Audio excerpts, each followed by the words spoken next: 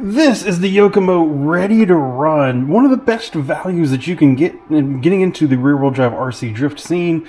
I have left this car as the brushed factory motor setup for so long, just to prove to folks that brushed motors can drift and can drift fine. But it is finally time for us to upgrade, and this is the setup that I believe, honestly, is probably the best setup for most people out there in the RC drift community. If you're new to the channel, welcome. My name is Troy. This is Roadside RC. You'll tend to find me bashing or crawling or drifting or racing, plus doing product review videos and how-tos. And I have done a lot of testing of different ESCs and motors for RC drift cars. And I get a lot of questions from folks on the channel who are trying to get started in RC drifting and are unsure of what ESC and motor setup to get. And there's a lot of really budget options out there that can get you in a lot of trouble. There's also a lot of times in which you can get into really expensive stuff that might be nice, but is also overkill. From all of the conversations I've had with most folks are not out there actually in full competition. Most are in their garage or at a local track just having fun, and even maybe just dabbling in competitions occasionally. And for all of those folks, which seems to be the vast majority of folks out there drifting, I believe this combo here probably is the best choice. The Hobbywing XR10 Pro, this is the 80 amp 2S ESC, has turbo, has boost, so you can have all that kind of fun with drifting, but it still does not really break the bank as much as some of the really expensive ESCs out there. Yes, it's not drift specific, but guess what? It has all of the tuning features that you need, and I'll show those to you later today. Pair it with dang near whatever 10.5 turn motor that you want. Honestly, I've tested so many of these motors back to back, and it is really difficult to tell the very cheap ones from the very expensive ones. I have this Hobbywing Bandit. This thing, you can tell it's already out of the box. It's been used. This thing's been around for years, and it just refuses to quit. So yes, you can go cheaper. If you need to cheapen out compared to what I'm recommending here, this is where you cheapen out. I've had some Surpass hobby motors. Get the 10.5 turn. They work great. They're censored. They do everything that you need. But this one, I've been staggeringly impressed with the durability. It's censored, so you can do all the turbo and boost. It has adjustable end bell timing. It has everything that you need for the majority of folks that are out there drifting. I'm going to grab this brushless setup and yank it out of this car, and we're going to go ahead and get this soldered up and installed in, and I'm going to show you my setup that I'm going to put on it as a baseline tune to help you get started with this if you're going to be putting these in your car. Motor is now installed, just as simple as that. Really doesn't take much effort at all. I'm going with a 24 tooth pinion because that's what I had, along with the factory spur gear. I don't know how many teeth it is. It's whatever came with the factory ready to run. I get a lot of questions from folks about what gearing should they run, and the truth is, I don't know. You have to actually test and figure out the gearing for your surface, for your track, for your setup. It's really not a big deal. You can get a slew of pinions for pretty cheap on Amazon. They're not very good quality ones, but they're great for testing. You test that way, you can jump a couple teeth per turn, feel where your wheel speed is as you go around the track, and then set the gearing for that. Otherwise, don't worry about it. Don't go online and asking people what gearing you should run, because nobody knows the right answer for your vehicle with your driving style at your track. One of the main things I like about this ESC, I've already removed the plug for it. Don't really need that for most situations that I'm in with drifting. I can easily get to the power button on the front. It does come with a fan, small little fan there that you can put on. I'll be putting that on here shortly. All the ESC side is already wired, makes that life so much easy.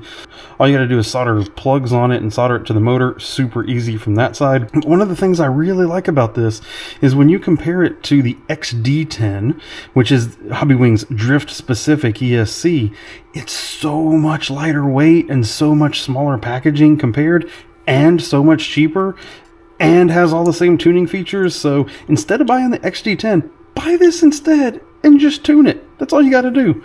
So I'm going to mount it back here to the back of the chassis. I have a little mounting plate back here. I'm going to mount it back there, and I'm going to route the wires up. Now, I do suggest a lot of the times that you will actually shorten the wires to just what you need, but I think I might be doing more changes to this car in the future that may require me moving some components around. So I'm going to leave the wires as long as they are right now. don't judge me. It'll be okay. We'll shorten them up in a future video as I make some other changes to this car.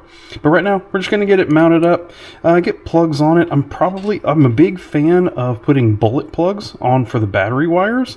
It saves a lot of weight. It saves a lot of weight on the car.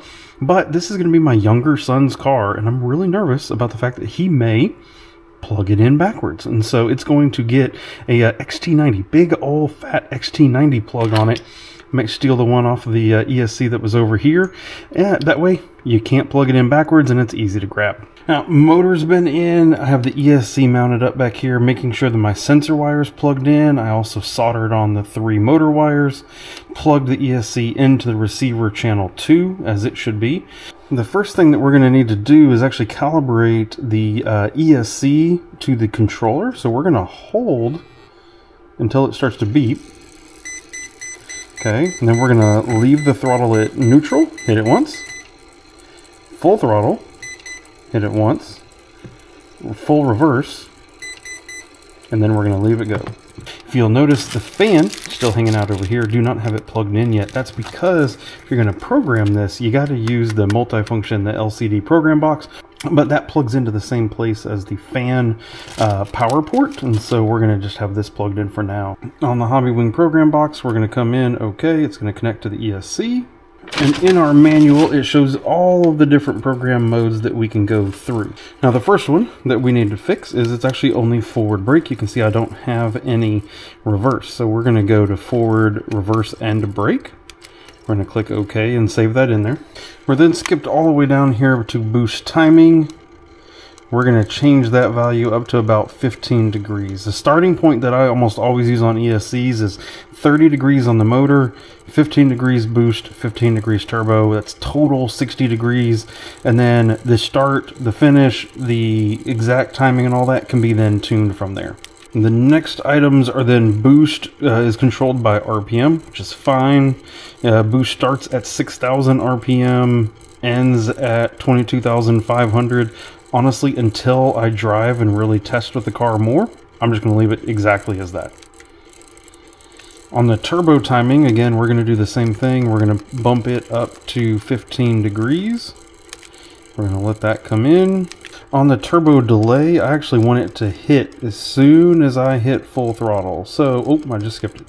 So we're going to come all the way over here to instant, whenever it gets to instant. So we want instant. So as soon as I hit full throttle, it is going to start building in the turbo. And 12 degrees per 1 second, sure, whatever. Great place to start, and we can see how much it comes in. So that's how much it increases by, and then decrease, it can come out much faster. I am fine with that.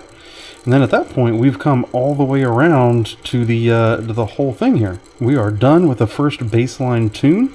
We're then going to drive it and tune it more from there.